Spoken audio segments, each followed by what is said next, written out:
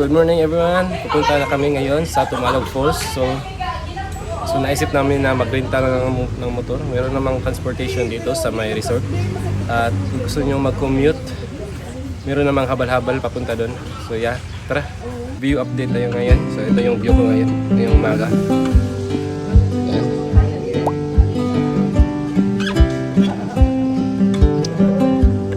Okay, let's go. Welcome to Oslo!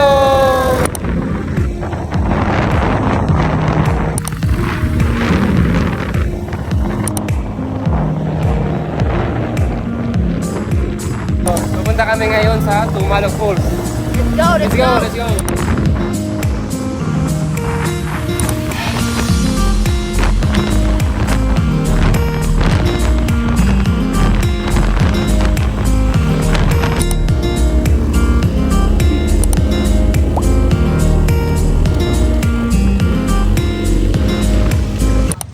So ipapunta kayo dito guys, meron silang habal-habal.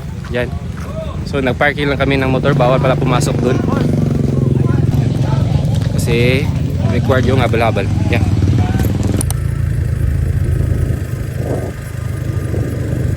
So andito na tayo guys sa may entrance ng Tumalog Falls.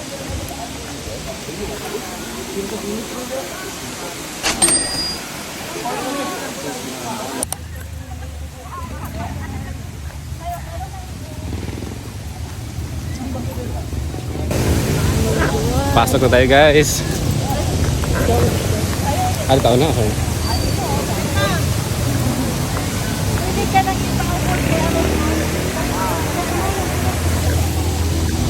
So papalapit na kami sa falls guys.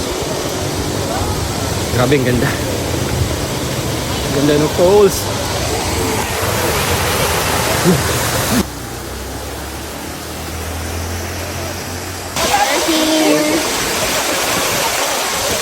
Kaya lang, ang daming tao.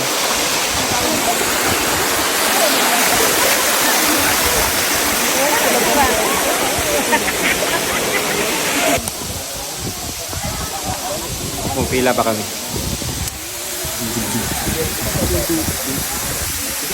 So, yun nga, sinabi ko, it's weekend at maraming tao ngayon. Maraming pupunta ngayon.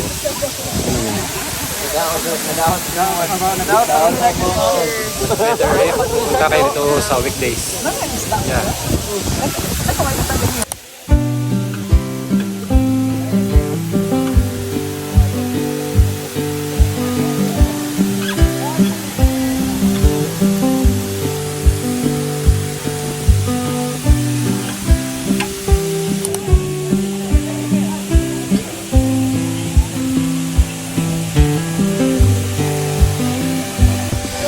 Grabe ang lamig pala ng tubig dito guys. At biglang umulan. Hindi naman masyadong umulan. Yan yung mga foreigner dito. Yan na po. Grabe ang lamig guys. How's the water? Refreshing. And it has a glutathione. Pero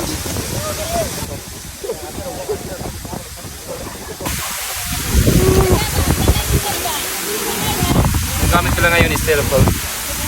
Yeah. Hindi po to Action Pro. Ang daming tao guys.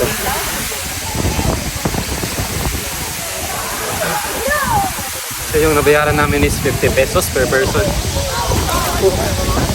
Lamig.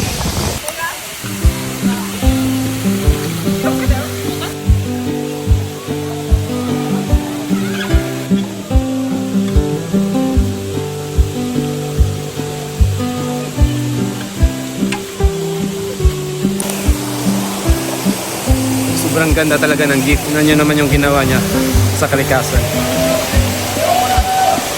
Grabe, ang ganda. Thank you Lord for this gift.